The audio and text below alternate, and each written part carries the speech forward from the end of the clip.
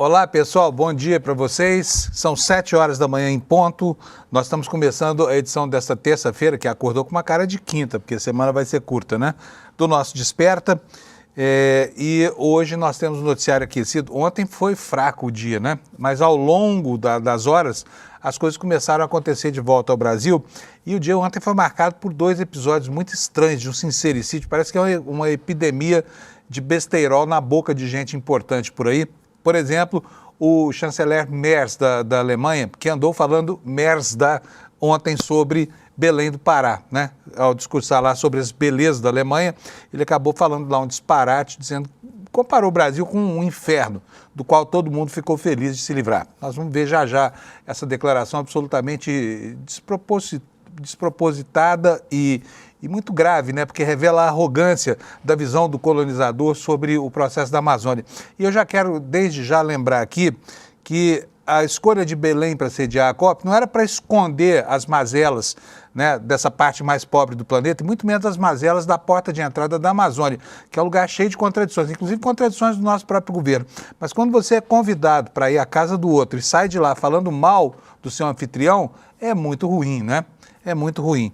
Outro que falou bobagem ontem foi o ministro André Mendonça, do Supremo Tribunal Federal, que num evento da LIDE, ao lado do prefeito de São Paulo e do João Dória Júnior, ex-governador, disse que os colegas dele do Supremo praticam ativismo judicial, ou seja, jogou Merz no ventilador, tá? Então, assim, houve ontem uma epidemia de sincericídios no Brasil.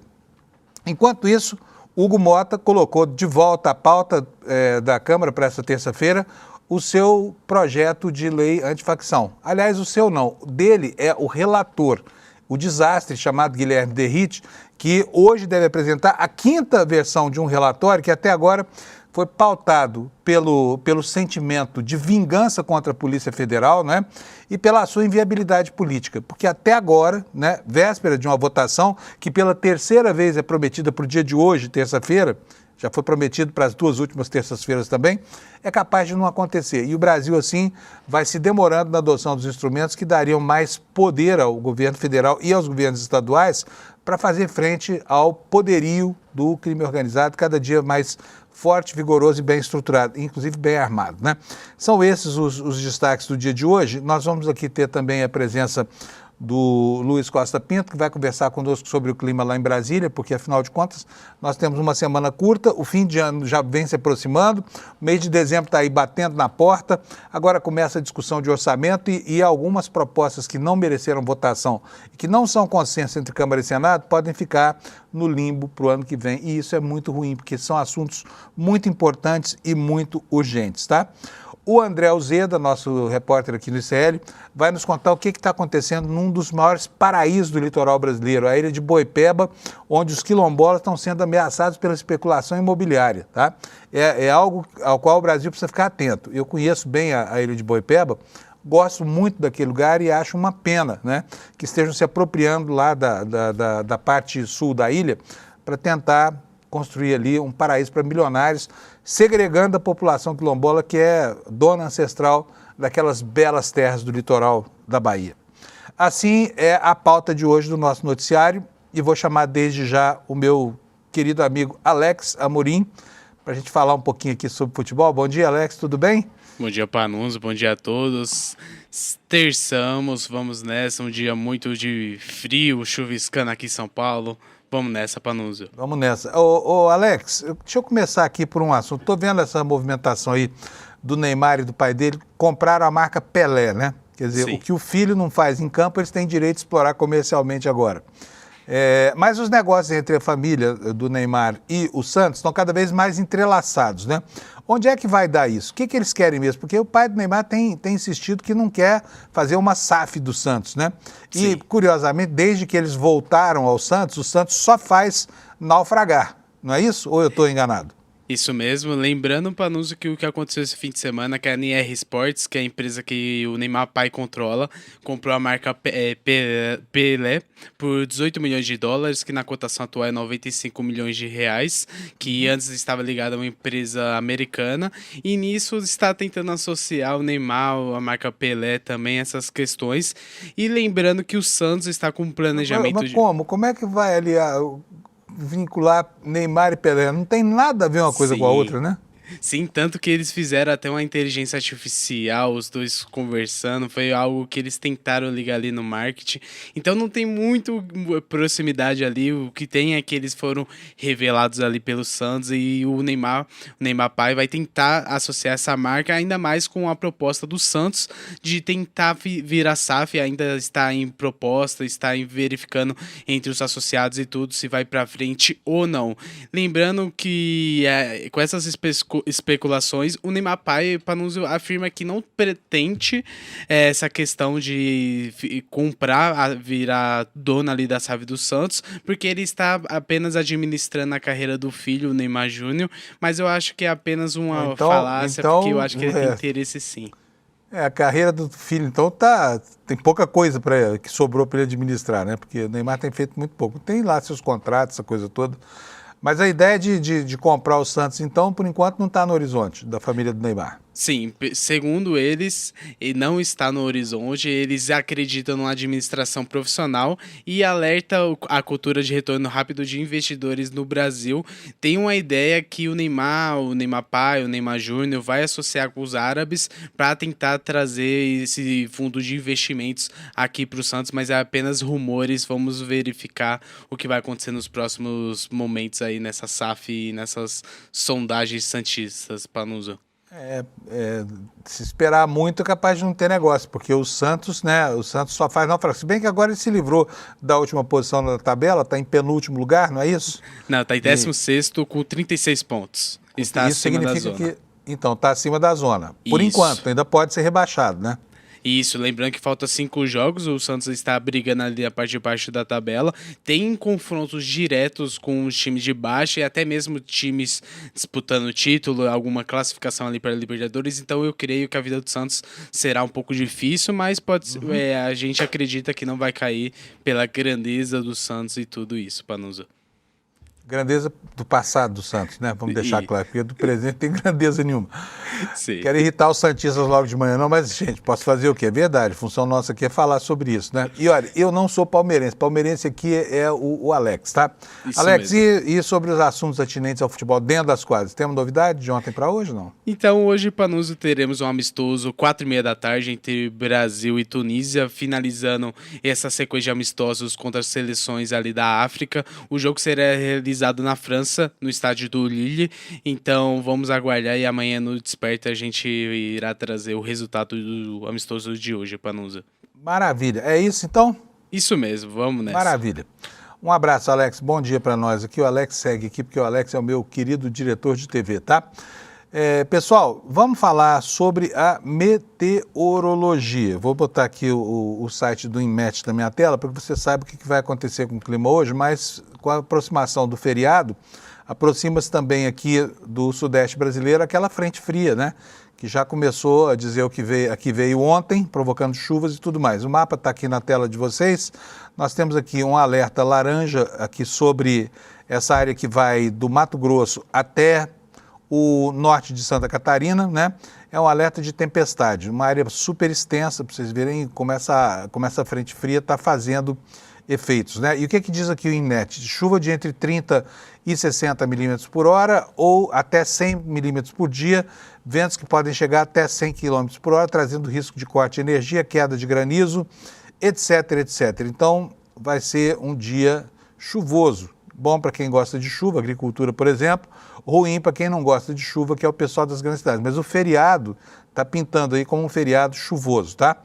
E vamos voltar aqui, então, ao mapa da meteorologia para que a gente possa ver como é que ficam as capitais, né?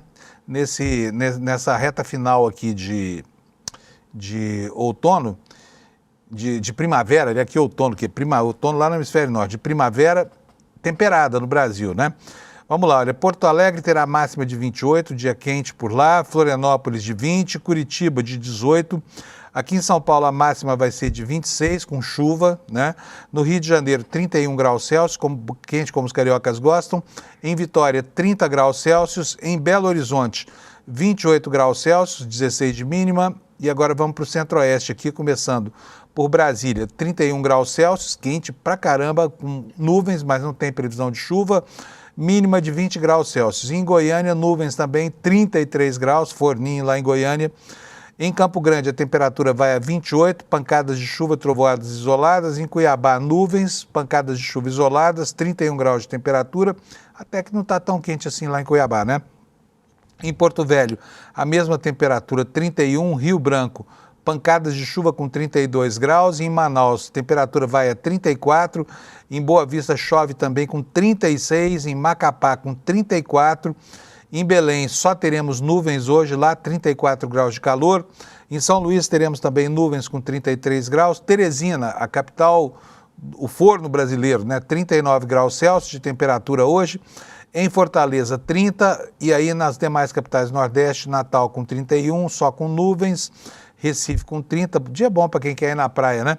Maceió com 31 graus, Aracaju também com 31, que mais? Salvador com 31 graus. E ainda tem aqui Palmas, lá no estado que sempre fica por último aqui na minha previsão, muitas nuvens e 35 graus, calorão lá em Palmas, sem chuva para o dia de hoje, tá bom? Bom, vamos então ver aqui a capa do site do ICL. E o assunto da manchete principal hoje, não só no ICL, né, em todos os portais brasileiros, dos jornais, é este aqui, olha. Derrite se reúne hoje com Lewandowski e Glaze para ajustar uma nova versão, a quinta versão consecutiva. Será que agora vai, hein? Do PL antifacção, né? Ninguém sabe qual vai ser o teor dessa história toda. Espera-se, no entanto, que Derrite tire dali, né, a implicância dele para com a Polícia Federal e realmente transforme um projeto que ele detonou, né, o projeto que nasceu no governo federal, que ele deturpou inteiro, era um projeto antifacção, virou um projeto a favor das facções, porque retira da Polícia Federal o poder de atuar em investigações de muitos crimes de faccionados que passam a ser atribuição exclusiva dos estados, né? E aí tem mais dois aspectos, né?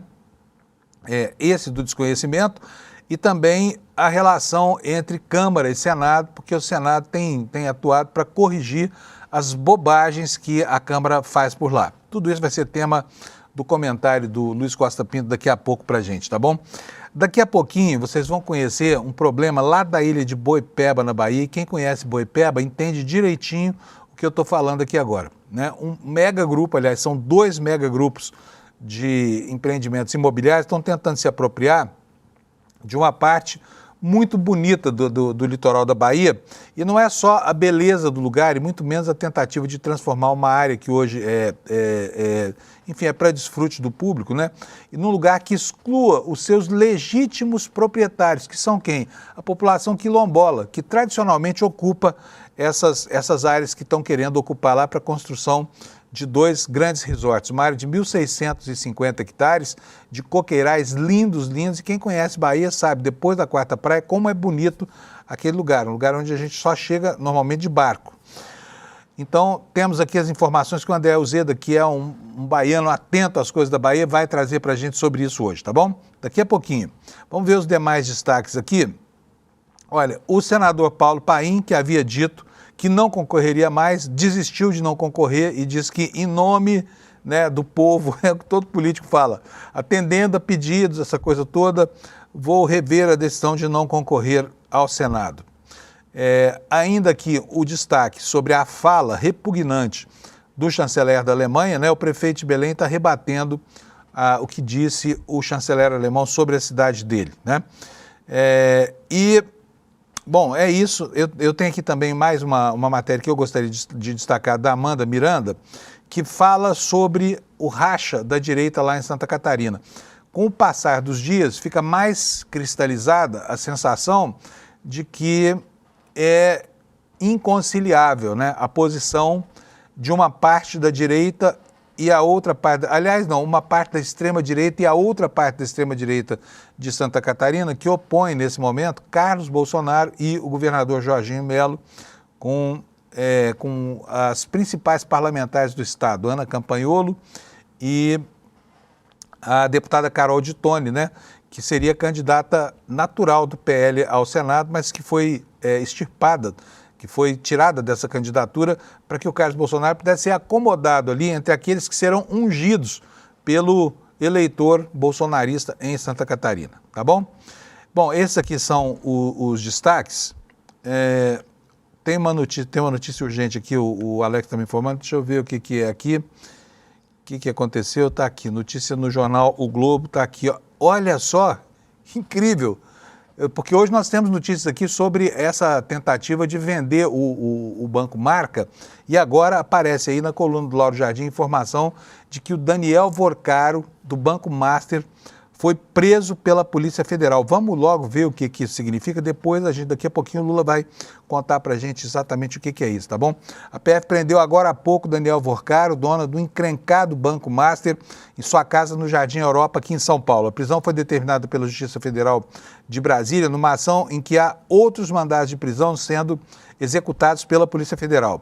A prisão ocorre menos de 24 horas depois de uma confusa e surpreendente operação de venda do Banco Master, ao desconhecido grupo Fictor, que apareceu do nada nessa transação. Foi unânime o descrédito que a Faria Lima, o descrédito com que a Faria Lima olhou para esse negócio, inclusive pelos traços em comum que unem ambos. Uma das possibilidades em jogo mais repetidas ontem, depois que o negócio foi anunciado, era de que Vorcaro queria ganhar tempo. Vorcaro teria entregue nas mãos do Banco Central a avaliação da venda de um banco e de um banco cheio de problemas, ou seja, algo que demandaria tempo. Enquanto isso, o tempo passaria. Vorcaro já repetiu a mais de um interlocutor que a situação do Master junto ao BC melhoraria muito a partir de 31 de dezembro, porque acabaria o mandato do diretor Renato Gomes, que ele considera a voz inflamada contra o seu banco na instituição. Só que não deu tempo. A PF chegou antes e está aqui o Lauro Jardim prometendo para a gente uma atualização. Que coisa impressionante isso, hein? Eu vou até procurar aqui outras informações que tem aqui sobre a venda do Banco Marca, porque esse assunto está na ordem do dia, tá? Está na ordem do dia. Daqui a pouquinho a gente mostra aqui para você o que está acontecendo. Bom, vou retomar aqui a ordem da minha pauta. Vamos falar agora sobre o assunto do dia. O assunto do dia qual é?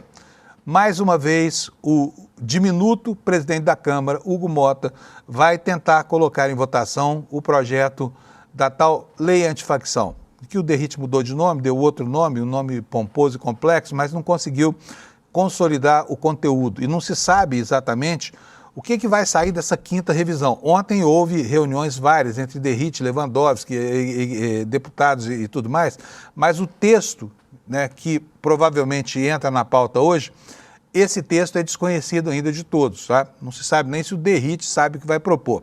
Nas 4 revisões que fez do projeto, todas elas foram marcadas por um preconceito contra a Polícia Federal que o secretário licenciado de Segurança de São Paulo quer porque quer retirar do jogo da investigação dos cartéis. Tem muita gente desconfiada, inclusive, que Derrite, não se sabe se por equívoco ou porque quer isso mesmo, está trabalhando não contra, mas a favor do crime organizado, a favor das facções, porque não se entende num país que tem uma organização de crime tão complexa quanto a que nós estamos vendo, de repente aparece um sujeito que quer tirar da Polícia Federal a atribuição de investigar, principalmente crimes interestaduais, né?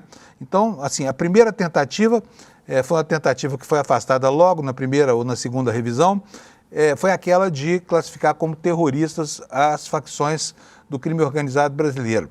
Ainda assim, uma parte da extrema-direita tenta reverter essa história. Por exemplo, o PL do Sóstenes Cavalcante e uma ala do Partido Novo, que é a ala do deputado Marcel Van Hatten. Eles acham que expor o Brasil à vulnerabilidade que será aberta, né, com esse tipo de classificação, vai resolver o problema da violência no Brasil. Mas tem gente dizendo que isso é uma manobra diversionista apenas porque o que se pretende por parte dessa gente não é combater verdadeiramente o crime organizado.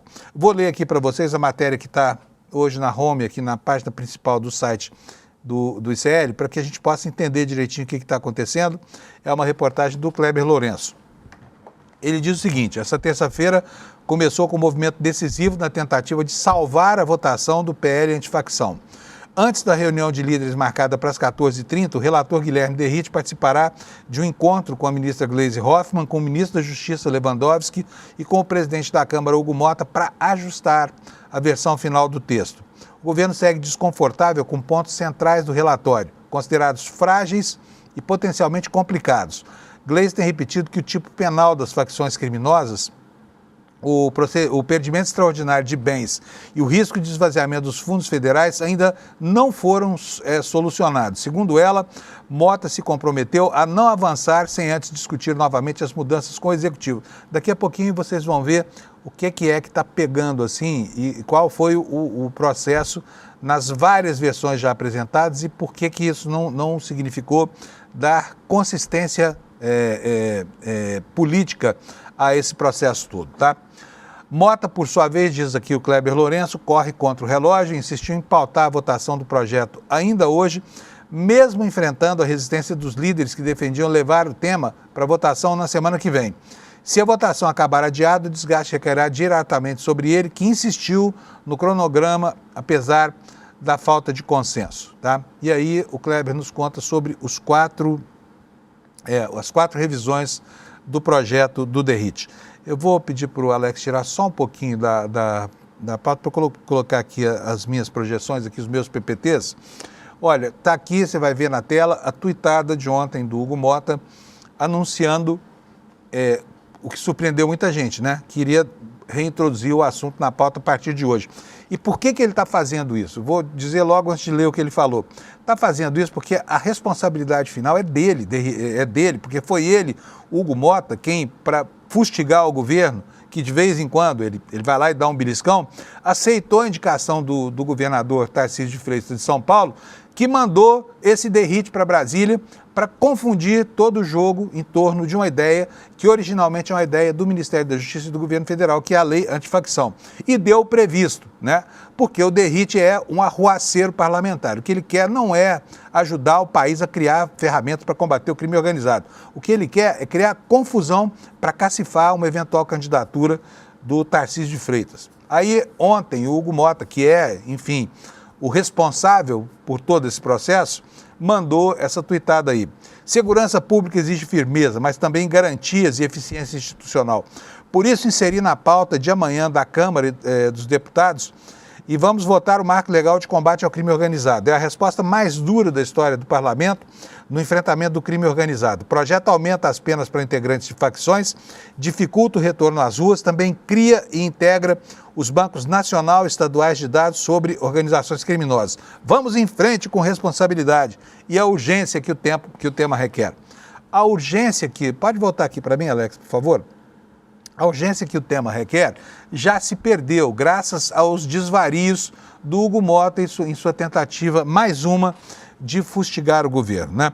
Agora vamos ver o que mudou em relação às várias revisões que foram feitas nesse projeto, que começa muito, mas muito ruim mesmo, e que aos poucos vão sendo removidos os problemas, mas, no entanto, a essência dele, que é exatamente a perda da autonomia da Polícia Federal, até a quarta revisão ainda não acabou.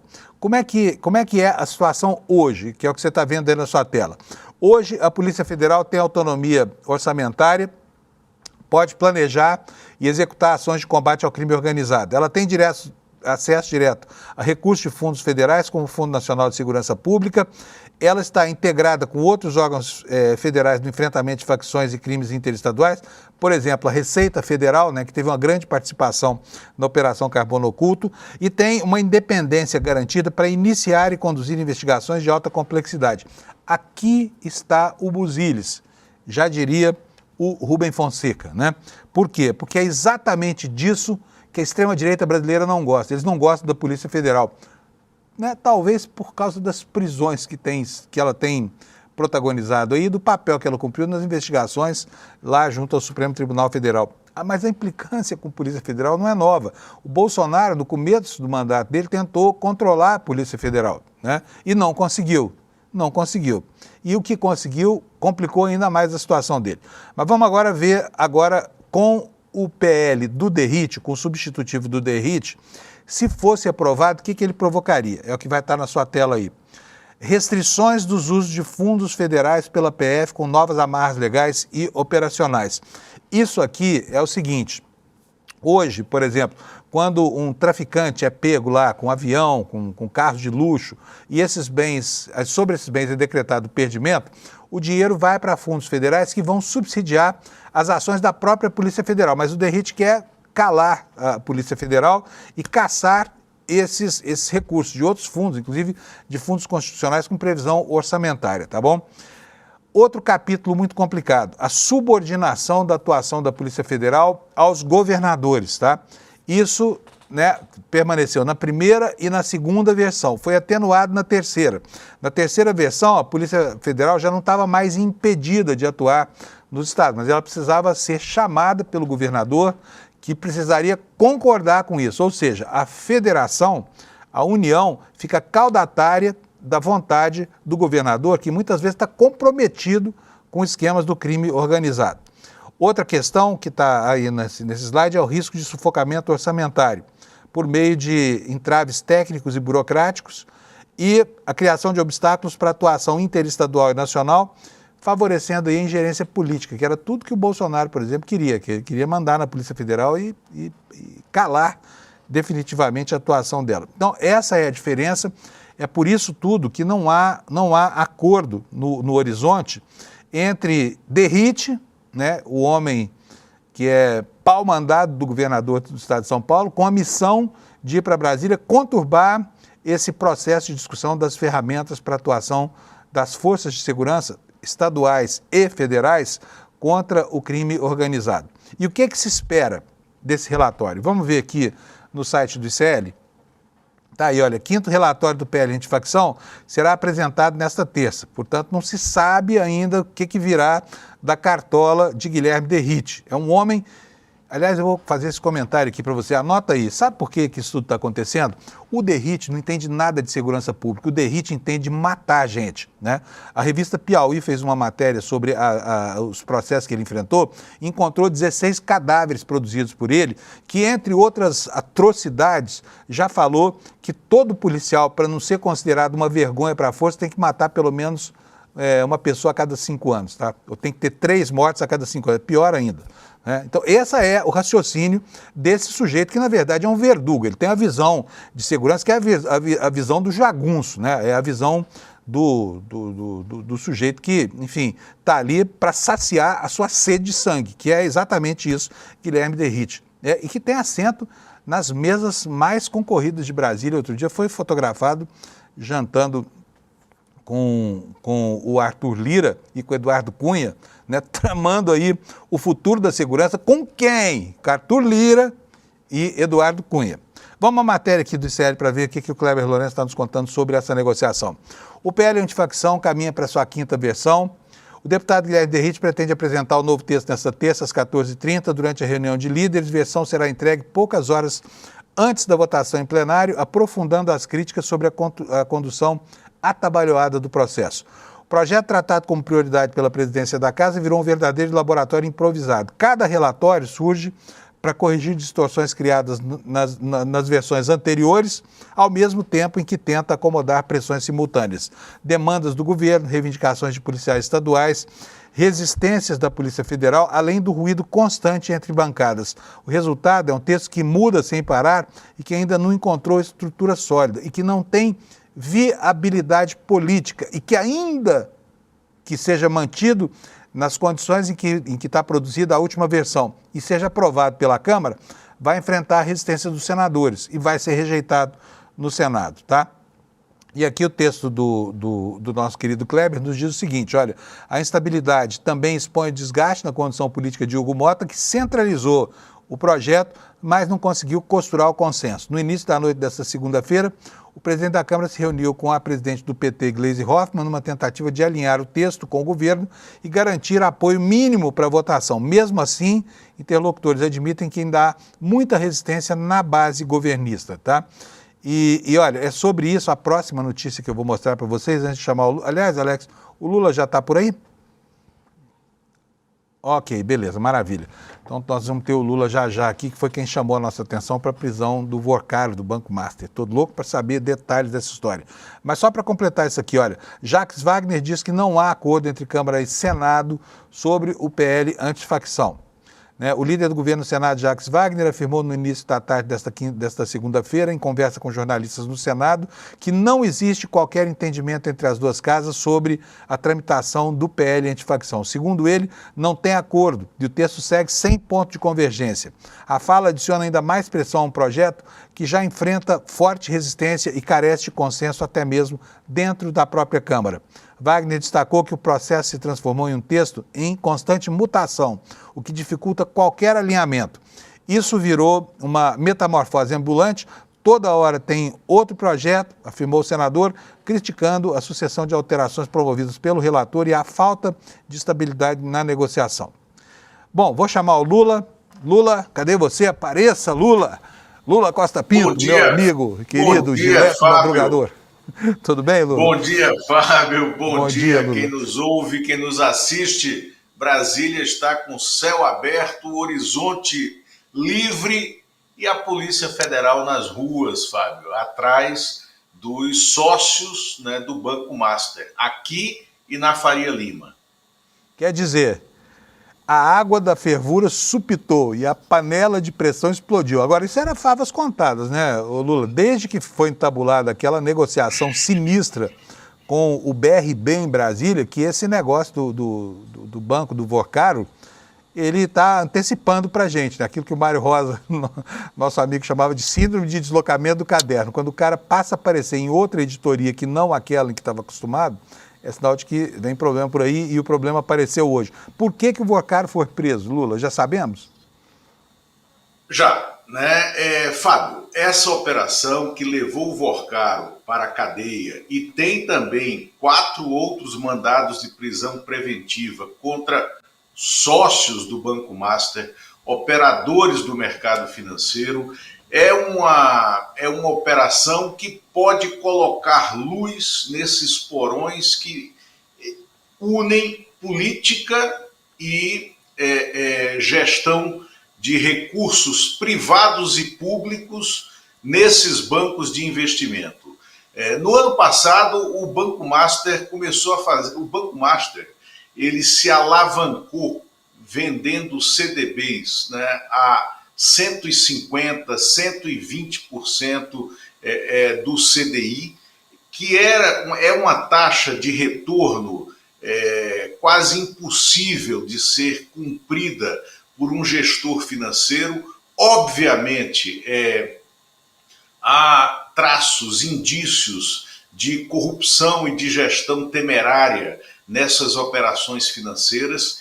Ele, então, vendeu um volume muito alto de CDBs, um volume tão alto que chega a colocar em risco o Fundo Garantidor de Crédito, o FGC, que é um fundo público formado com dinheiro dos bancos de investimento para assegurar o retorno certo até um limite, né, do capital do cidadão, da cidadã que tem esse dinheiro investido no mercado em CDBs.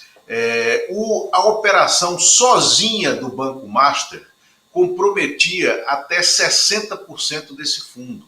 E aí ele começou a trocar ativos, né, que garantiam esses empréstimos e ativos que eram considerados ativos podres no mercado. Isso no ano passado.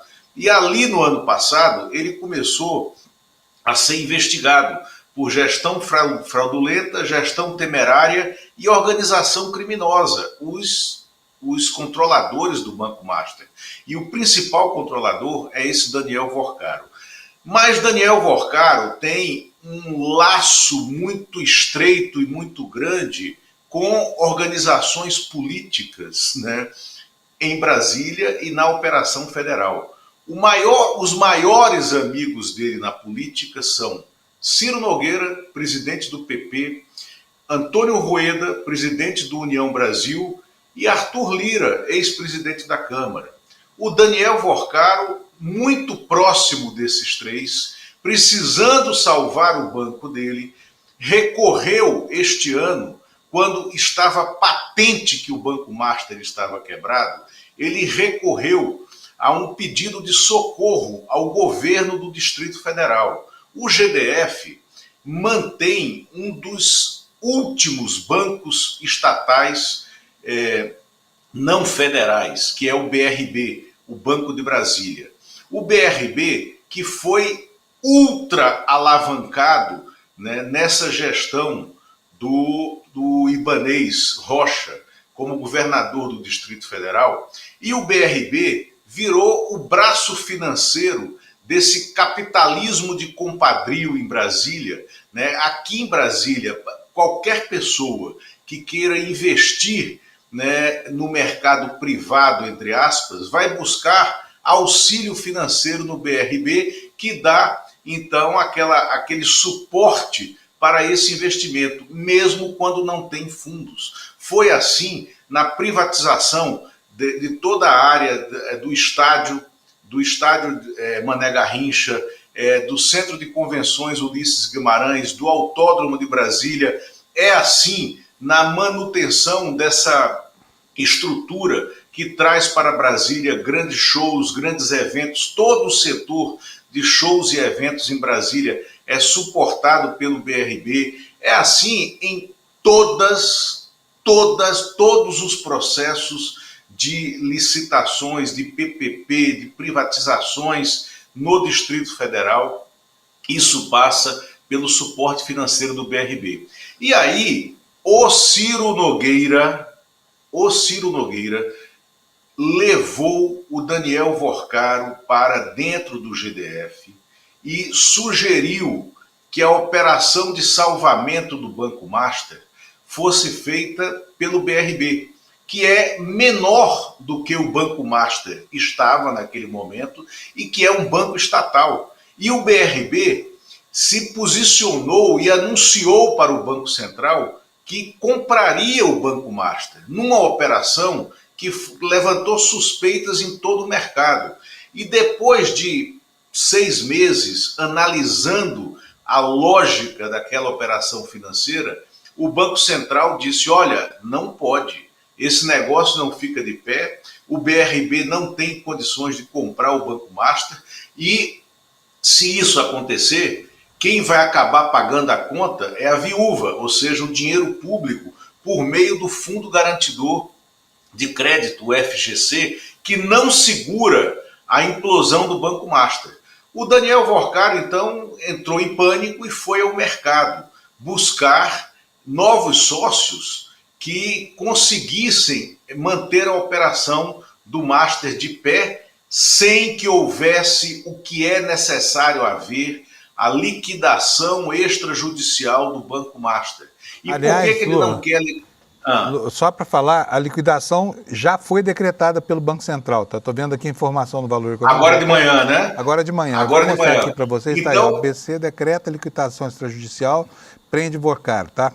E aí conta a história. Foi agora, enfim, quer dizer, agora. A decretação da liquidação veio ao ar, veio à superfície, agora enquanto a gente estava falando. E isso era fundamental, porque era disso que o Vorcaro estava fugindo. Porque com o banco liquidado extrajudicialmente, ele e todos os sócios controladores e todos os conselheiros do Banco Master entram com os seus patrimônios privados para conter o rombo que eles produziram no mercado.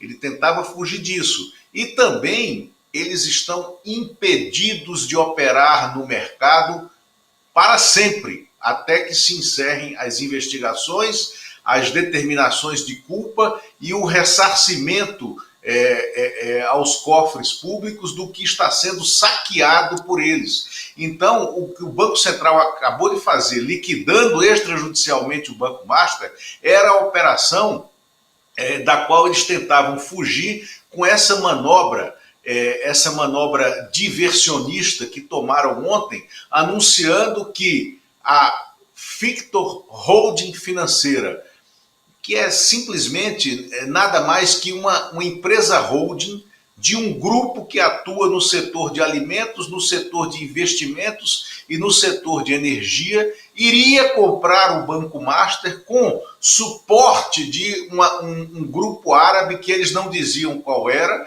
numa operação que não tinha passado pelo Banco Central. Então eles fizeram ontem à noite uma operação diversionista para fugir dessa liquidação extrajudicial e não deu certo, porque já tinha a Polícia Federal nas ruas, Polícia Federal que a turma da extrema-direita, do Ciro Nogueira, né, do Arthur Lira, do Guilherme Derrite, do Tarcísio de Freitas, tenta enfraquecer nesse PL antifacção. E vejam bem, o Banco Master está sendo também investigado por organização criminosa. Então, tudo isso vai emergir agora, Fábio, no rol dessa investigação. Estamos acompanhando, talvez, a mais relevante liquidação extrajudicial de uma instituição financeira desde o caso célebre, você lembra, do Banco Marca Fonte Sindan. E também não é exagero a gente criar uma ligação total e plena do Banco Master, do Daniel Vorcaro, ao bolsonarismo, tá? Porque o Daniel Vorcaro se torna esse ator financeiro, né, com esse tamanho, com essa ousadia no mercado, sob a vigência das regras do Banco Central, no governo Bolsonaro, né? E ali o Banco Central fez vistas grossas às fragilidades financeiras do Banco Master, né? E permitiu uma série de aquisições e a oferta desses CDBs até 150% do CDI de retorno, que era impraticável no mercado. E Só mais um dado para a gente Lula, finalizar aqui. Oi. Só explicar o que é isso. O CDI é a taxa que um banco paga a outro para pegar dinheiro emprestado ao final de cada exercício. Então, é o custo real do dinheiro dos bancos. Quer dizer, o Vorcaro estava oferecendo um valor 1,5 vezes superior àquilo que ele conseguia tomar no mercado para financiar as operações. E acumulou uma dívida gigantesca, né, de 7 bilhões de reais, é o que se fala por aí, embora ele diga que tem ativos para quitar ele, mas na verdade não tinha. Agora eu quero te perguntar o seguinte, Lu, bem rapidinho, só para a gente entender, quando é que o dedo do Ciro Nogueira e dessa gente toda que orientou essa operação com o Distrito Federal, inclusive do governador do Distrito Federal, vai aparecer nas investigações da PF? Ou você acha que não chega a isso?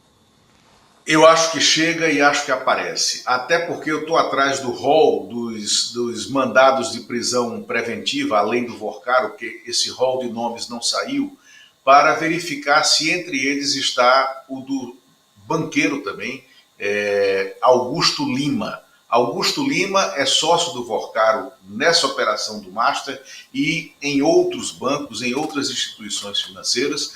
Augusto Lima hoje é o atual marido que se chama agora Flávia Pérez, vocês lembram dela? Era a ex-Flávia Arruda, né, que foi mulher do José Roberto Arruda, que foi governador preso do Distrito Federal e que foi ministra da articulação política do Bolsonaro, em paralelo com o Ciro Nogueira, que era ministro da Casa Civil. A Flávia Arruda deixa o governo Bolsonaro como Flávia Arruda e logo se casa com Augusto Lima, sócio do Daniel Vorcaro, e se torna Flávia Pérez. E passa a operar, ela, Flávia Arruda, se tornou uma operadora de relações institucionais do mercado financeiro, em nome do Banco Master, né? E mais um dado, Fábio, o Daniel Vorcaro e seus sócios controladores estão por trás também da montagem de uma estrutura midiática, tá, para intervir na formação de opinião da sociedade. E eles são os idealizadores e os mantenedores da estrutura de sites de comunicação como o Platô BR, né, estão por trás da sustentação do Brasil Journal, né, e também tem muita influência no estado de coisas em que está hoje o grupo Associados, que detém os títulos como Correio Brasiliense e Estado de Minas, entre outros, né? Então, eles também atuam nessa operação e foram fundamentais, né, no uso desses veículos de comunicação no processo de aquisição do Master pelo BRB, que foi impedido pelo Banco Central, porque aí eles contrataram, quase como sócias do negócio, né, duas operadoras que estão ligadas entre si de comunicação privada, o grupo FSB, né, que atuava dentro do BRB, dentro do Master, dentro do GDF, né, na tentativa de controle dessa crise financeira que agora estourou. Olha, quem tem informação, tem, viu, gente? Vocês estão vendo aí, vocês têm todo o arcabouço informativo que cerca esse negócio, graças aqui à presença do Lula. Por isso eu agradeço ao que aconteceu ontem, porque ontem nós tentamos falar com o Lula, não conseguimos. Ele estava em Recife, lá num coworking no aeroporto, e a internet não funcionava, porque nós tivemos a sorte de ter o Lula conosco aqui hoje, com todo o seu acervo de informações sobre esse negócio terrível, né? E agora estou aqui na torcida para que a Polícia Federal consiga, sim, identificar, né, traços que possam nos indicar porquê do interesse do BRB nos ativos podres de um banco em decadência, um banco que já estava condenado e que hoje chega ao ponto final da sua existência, com a intervenção decretada pelo Banco Central. Lula, valeu super esse nosso desencontro de ontem, foi muito produtivo para nós hoje. Obrigado, viu? Muito obrigado, Fábio. Até logo. Tchau, Lula. Gente, como vocês viram, não deu tempo de falar com o Lula sobre a votação do pacote lá, do pacote da lei antifacção. Eu tenho outros assuntos para tratar aqui agora, inclusive tem um assunto que você precisa saber para entender como é que grupos de empresas que fazem especulação imobiliária, muitas vezes em cima de terras que não pertencem a esses grupos, pretendem se apropriar de território habitados ancestralmente por populações sensíveis, como são os quilombolas, né? Hoje, aqui no site do ICL, nós temos uma matéria aqui assinada pelo André Uzeda, que vai falar comigo agora. Alex, o Uzeda já está prontinho aí, se tiver, pode botar ele no ar, por favor. Gente, olha só, oi Uzeda, bom dia, tudo bem? Bom Homem, dia, que rolo é este que está acontecendo lá no seu estado, Bahia? Eu quero até ler, antes de você falar aqui, um trechinho da sua reportagem que está aqui no site do ICL. Vamos lá, então. Olha, o que o Zeda está informando para a gente? Ilha de Boipeba, um paraíso. Eu adoraria ter um cantinho para mim daquela ilha. Ela é linda, a água é sempre quente, os recifes de coral transformam o mar numa piscina. É lindo. Se você não conhece, vá conhecer antes que acabe, tá? Porque se prevalecer aí o interesse desses grupos econômicos, ele vai acabar. Ilha de Boipeba, região do Baixo Sul do litoral da Bahia, tem sido cobiçada por 2 grandes empreendimentos imobiliários. Projetos têm relação direta entre si. O primeiro deles, tocado pela empresa Mangaba Cultivo de Coco, né? Tem uns coqueirais, aliás, lindos lá nessa parte da ilha. E quem eram os sócios? José Roberto Marinho, dono da Globo, saiu do negócio quando a pressão social começou, né? E ele era presidente do conselho desse grupo, tá? Mangaba pretende ocupar a Ponta de Castelhanos. É um lugar até onde eu conheci Boipeba, a gente só chegava de barco, fica lá no sulzinho da ilha, depois da Quarta Praia, não é isso, Zeda? Mas é um paraíso maravilhoso, tem uma vila pequenininha lá, uma população que ancestralmente habita aquele lugar. Conta para nós o que estão querendo fazer com os quilombolas, que são os donos desse pedaço de paraíso na terra. Zeda, bom dia. Bom dia, Panozio, bom dia à nossa audiência também, ao Alex, que está aí operando para colocar o Desperta no ar. Bom, a história é a seguinte, né? É uma área ali muito bonita, né, de Boipeba, é um paraíso, né? E 2 grandes grupos empresariais estão cobiçando territórios nesse espaço de Boipeba. Um é esse da Mangaba, que tinha o José Roberto Marinho, ele saiu em agosto desse ano, mas ainda tem outra figura muito conhecida da política brasileira, que é o Armínio Fraga, que foi diretor do Banco Central na gestão do Fernando Henrique Cardoso. Ele também é sócio da Mangaba. E o outro projeto é de um italiano chamado Fábio Perini, que tem terras em Boipeba desde a década de 80 e responde a processos por supressão ilegal de vegetação nativa. Ou seja, são 2 projetos ali que são bem controversos, né? E a faixa territorial que eles querem ocupar é muito grande. Esse da Mangaba, por exemplo, eles querem ocupar um território que corresponde a quase 20% do tamanho da ilha de Boipeba. Fica nesse lugar chamado Ponta dos Castelhanos.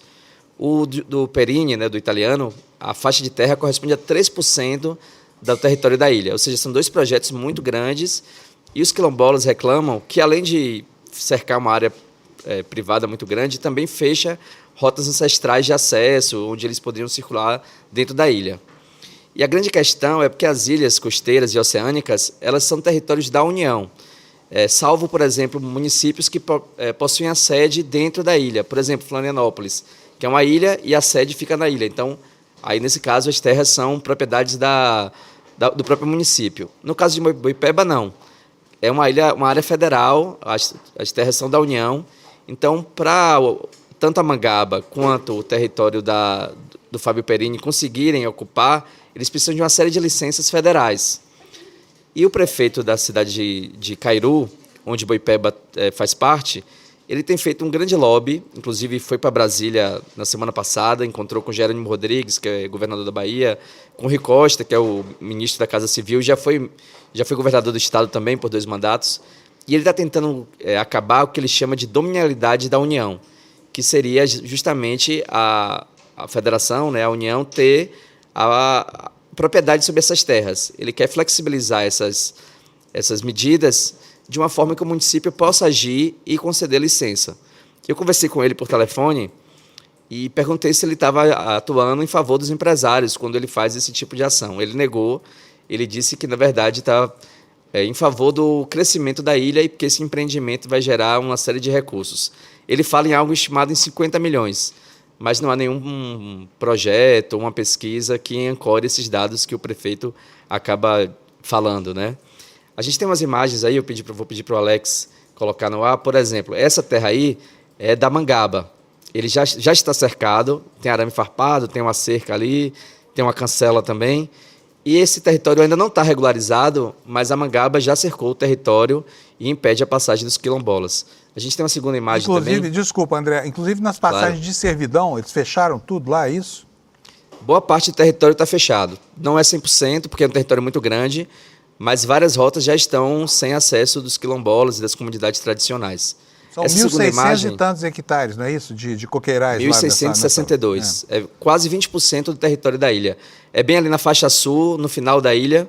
É uma área ali que, como você falou, é bastante coqueirais, ainda tem uma vegetação nativa, uma vegetação de restinga que é a única na região, o restante já foi tudo suprimido. Então é uma área ali de preservação importante, de vida nativa, e corre risco aí com esse empreendimento. Essa segunda imagem é do território do Fábio Perini, né? Eles querem construir também um empreendimento, eles não dizem muito bem o que é. Ontem eu conversei com o gerente dessa fazenda, que é onde o empreendimento vai ser levantado. Ele negou que vai ser um resort. Eu perguntei o que seria, porque eu tive acesso ao manual descritivo que dizia que vai ser um empreendimento chamado Encanto de Boipeba, mas ele disse que ele só fez isso para ter a licença do INEMA, mas eles ainda não decidiram o que vai ser. É uma resposta um pouco estranha, porque o memorial é bem descritivo e dá detalhes sobre um futuro empreendimento. Você percebe na imagem aí que já está cercado, arame farpado, já não tem acesso à praia, já é uma área privada, mesmo sem regularização da União. A gente tem uma imagem também bem interessante, que é da reunião que eu citei, que é o prefeito Décio Meirelles, que é o que está no meio aí na imagem. Ele é do União Brasil, mas está do lado de 2 políticos do PT. O da esquerda é o Jerônimo Rodrigues, governador da Bahia, e o da direita, o Rui Costa, ministro da Casa Civil. Essa reunião em Brasília, na quarta-feira passada, foi justamente para tratar dessa dominialidade da União, como flexibilizar essas questões. O prefeito disse que a conversa está avançada, mas ainda não temos respostas. E a gente tem uma quarta imagem que é bem interessante, que foi da COP30. Aí são manifestantes, o da esquerda ali é o Raimundo Siri, ele é um ativista, ele foi até a COP e está levando um cartaz ali onde você pode ler ele denunciando pessoas que estão grilando terras da União, né? E aí tem ali, ele coloca o Rui Costa, coloca o Jerônimo Rodrigues também, os políticos, mas tem o nome do Fábio Perini, que é o italiano desse empreendimento que eu citei, e o outro, José Roberto Marinho, o dono da Globo, que fazia parte da Mangaba. Isso aí foi em Belém, né? No domingo. Não faz mais, ele se mandou. Quando começou a pressão, ele saiu, né? A repercussão foi muito negativa. Parte da imprensa cobriu esse caso, outra parte não, mas uma parte mais comprometida com os sistemas ambientais foi adiante, mostrou que esse projeto era um projeto muito controverso. E José Roberto Marinho anunciou a saída em agosto desse ano. Muito bom. André, deixa eu falar, como o nosso tempo está muito curto, eu vou pedir para as pessoas virem para o site para lerem a matéria dele. Quem conhece Boipeba vai entender direitinho o problema na hora, porque aquilo é um paraíso que está sendo apropriado indevidamente por esses grupos aí. E a gente fica aqui na torcida pelos quilombolas, porque é uma torcida egoísta, é uma torcida pela gente mesmo, né? Concorda? Totalmente. Porque na hora em que esses resorts se instalarem ali, ninguém mais vai ter acesso a esses paraísos aí. O acesso hoje é muito difícil, né? Ele nem de trator não se chega lá na Ponta de Castelhanos, chega só de barco. Exatamente. Mas quando tiver estabelecido, enfim. Parabéns pela matéria, André. Muito obrigado pela participação aqui no jornal de hoje, tá? E eu vou seguir aqui com o noticiário, chamando a sua atenção. Venha para o icrnoticias.com.br para ler a matéria do Zeda, tá bom? Zeda, um abração para você. Muito obrigado, viu? Valeu, Fábio. Obrigado pelo espaço aberto aqui. Convido as pessoas para acompanhar essa reportagem. O espaço é todo seu. Por que eu estou com pressa? Porque eu preciso mostrar para você dois fatos que ontem foi anunciado na manchete, preciso dar conta disso aqui. Da verborragia que tomou conta ontem da oficialidade, né? E houve dois atos, assim, muito complicados. O primeiro deles, absolutamente ofensivo, as pessoas ficaram magoadas com isso, não por acaso, do chanceler da Alemanha, do tal do Merz, que veio aqui, né? E depois, ao chegar na Alemanha, começou a falar mal do que viu lá em Belém do Pará. É o que nós vamos ver agora. Bota para nós, por favor, Alex.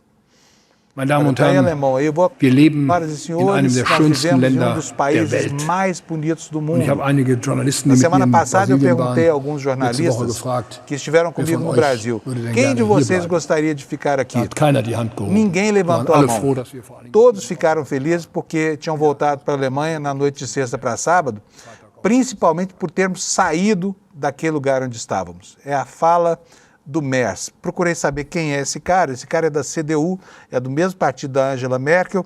Ele não é um antiambientalista clássico, mas ele é um político conservador, né, e incapaz de enxergar o mundo a não ser da perspectiva dele. Quero falar sobre isso apenas o seguinte: realmente, Belém do Pará não é um paraíso na terra, tem muitos problemas, o saneamento básico realmente é complicado, a cidade é muito quente, né?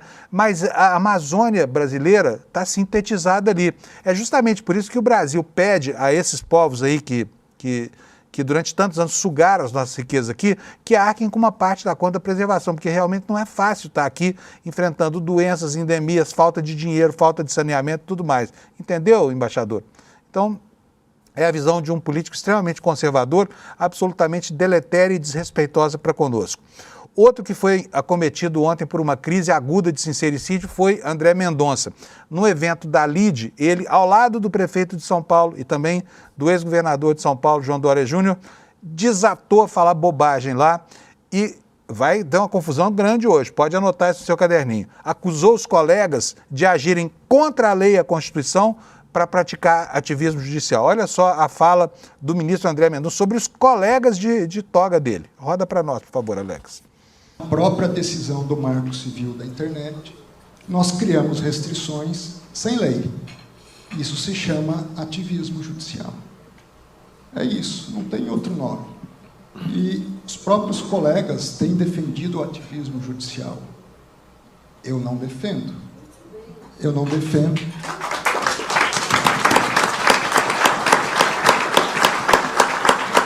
E não defendo porque a Constituição não me dá esse direito.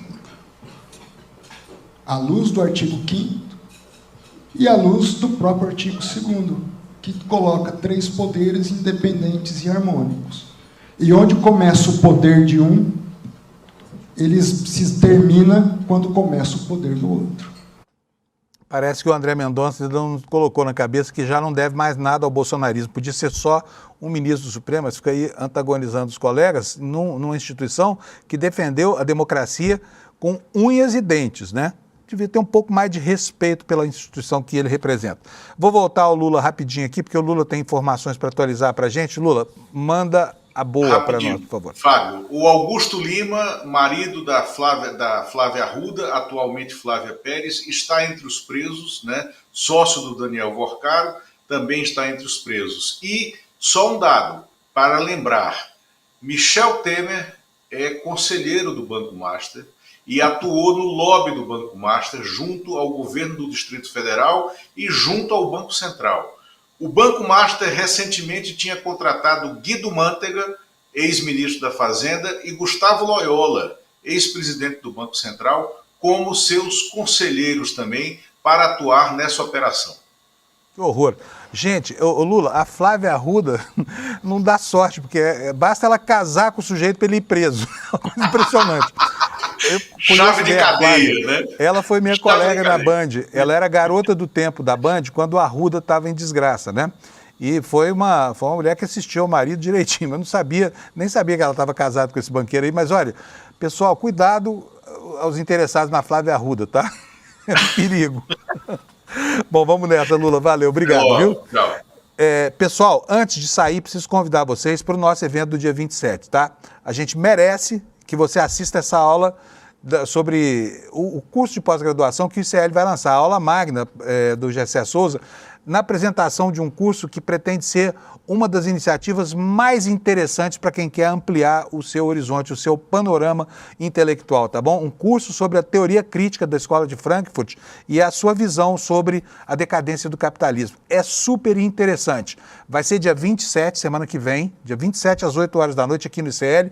Então corre aqui agora, antes de começar o N1, despertaicl.com.br. Vai lá e faz a sua inscrição. É de graça, é para todo mundo e eu tenho certeza que você vai gostar muito de participar da aula magna de lançamento desse curso, tá bom? Valeu, obrigado pela audiência, bom dia, vem aí o N1 e eu encontro você aqui amanhã, sexta-feira, antecipada, né? Porque amanhã é uma quarta com cara de sexta, para a gente encerrar a nossa semana. Obrigado pela audiência, até amanhã. Nenhum saber é neutro, nem a música que a gente ouve, nem as notícias que lemos, nem as teorias que estudamos. Tudo traz uma visão de mundo e quase sempre essa visão depende de quem já está no poder. A teoria crítica surgiu para mostrar essas ideologias disfarçadas de verdade. Na nova pós do ICL, você vai aprender a enxergar essas formas escondidas de dominação e usar o conhecimento como ferramenta de libertação. Dia 27 de novembro, uma quinta-feira, 8 da noite. Lançamento oficial da nova pós-ICL, com condições especiais para quem estiver presente.